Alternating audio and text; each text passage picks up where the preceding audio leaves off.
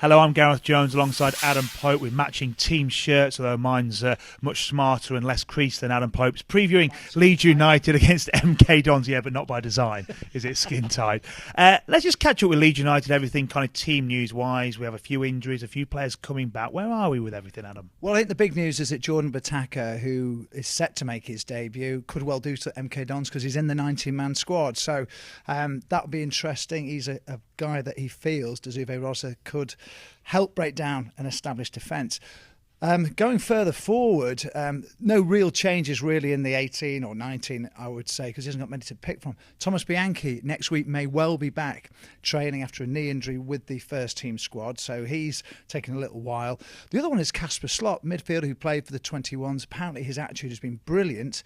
However, you can't guarantee him the playing time. And it may be, not that he's ruling him out in the near future, but he might have to go elsewhere to play his football. So that's more maybe long-term, looking at this game against MK Dons, where Leeds United need at least a point, probably ideally all three after what happened against Ipswich. He played the two up front, which we wanted against Ipswich. Ultimately, it didn't work because they didn't get the result. What do you think he'll do at MK? Well, he's not going to pick his team or announce his team until the morning of the game. He did admit that the team feels better or more comfortable at the moment playing away from home. So when you look at the way they did at Derby for large parts of the game against Bristol City, then you would think that might just leave Chris Wood on his own up front with the support around him, maybe, but not in a 4-4-2. So that's what I would expect might happen at MK Dons, a game that you'd expect him to come out on top in. Would you put Sam Byram back in the team? Well, I would. I wouldn't drop him. I think, Sam's the most experienced player at the club. He's definitely suffering a little bit at the moment, I would say, just from my opinion looking at him. But he came on, and for me, still won a penalty that wasn't given, and I just think he's the best option out there at the moment. If it does, then would that then create an opportunity maybe later on in the game for Botaka to have a go? He's had extra training sessions so far this week to try and get up to speed. That might allow him to be included in some format on that right-hand side. So with Leeds finally tasting defeat this season, not being able to build on that great victory at Derby a few weeks ago, Adam Pearson now leaving the club. What's the general mood around Leeds United? Are people starting to get worried or not? Well, certainly Uwe didn't look worried at all, and he made a good point about saying that he felt that the fans, the media, he was asked about the media directly, and also Cellino have been very patient with them, and they can see what's happening at the club. Particularly, well, Massimo's the big one, isn't he? Because he'll make the decision whether Uwe's future's with the club or not.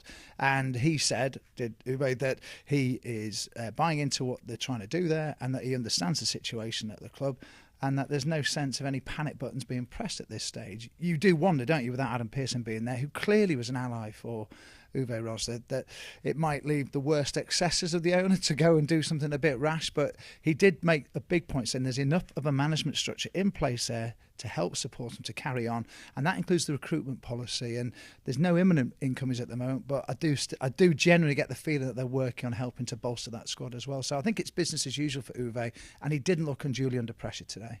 MK Dons are a side that are obviously getting used to life in the Championship. We know they like to play a bit of football, but you've already kind of touched on you expect them to win. Why do you expect them to win, and what challenges will they face against MK? Well, MK Dons scored, 4 early on in the season against Rotherham, not really scored many since, and lost their last 3, come out of League One. They weren't one of the sides that I was expecting to really challenge in the way that I thought Bristol City might do, although they're having a bit of a struggle early on. So for those reasons, I think Leeds can exploit that just at the moment. It's a big pitch down there too, and I think Uwe Ross is thinking that his side, who are fit, can make good use of that if they can maybe stretch it a little bit. So I think MK Dons are there, ready to be beaten. It does kind of feel like, not about must-wins or defining games at the moment, but because of how it's gone the last couple of weeks, because of that record against MK, even though it's an away game, it does feel like one where 3 points is needed and will be demanded by most Leeds United fans. Is that a fair assumption? Well, I think so. And don't forget there's 6,000 going there for the game at the Moo camp. So it's I think you're right, Yaz. It's very important that Leeds chalk up another win very quickly, and you'd think when you look at the games coming up that this would be one to do it. I think there will be some restlessness if they don't pick up all the points or don't get the performance, and that's the big thing that Uwe said. I am looking for a response, not only in terms of result but in terms of performance. We were poor on Tuesday.